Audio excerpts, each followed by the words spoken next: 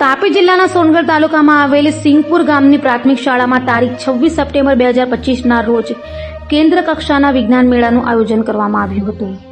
સિંગપુર કેન્દ્રમાં સમાવેશ 15 શાળાઓના બાળકોએ ભાગ લીધો હતો, જેમાં સિયાસી સાહેબ શ્રી યાકુબભાઈ ગામિત, સરપંચ શ્રી સંગીતાબેન ગામિત, દૂધ ડેરીના પ્રમુખ શ્રી રમેશભાઈ ગામિત, ખેતીવાડીના પ્રમુખ શ્રી આદિતાબેન માજી, ડેરી પ્રમુખ બાબલાભાઈ, ડેપ્યુટી સરપંચ સંજયભાઈ ગામિત, માજી તાલુકા પંચાયત સભ્ય જયંતિભાઈ ગામિત, તે સાથે ગામના વડીલો, એસએમસીના સભ્યો તથા શિક્ષકો સહિત મોટી સંખ્યામાં લોકો હાજર રહ્યા હતા। જેમાં વિભાગ 1માં પ્રાથમિક શાળા સિંગપુર, વિભાગ 2માં પ્રાથમિક શાળા મોટી ખેરવાણ, વિભાગ 3માં પ્રાથમિક શાળા વાટી ભેસરોડ, વિભાગ 4માં પ્રાથમિક શાળા બંધારી, વિભાગ 5માં પ્રાથમિક શાળા પીપળકુવા શાળાએ પ્રથમ ક્રમાંક પ્રાપ્ત કર્યો હતો।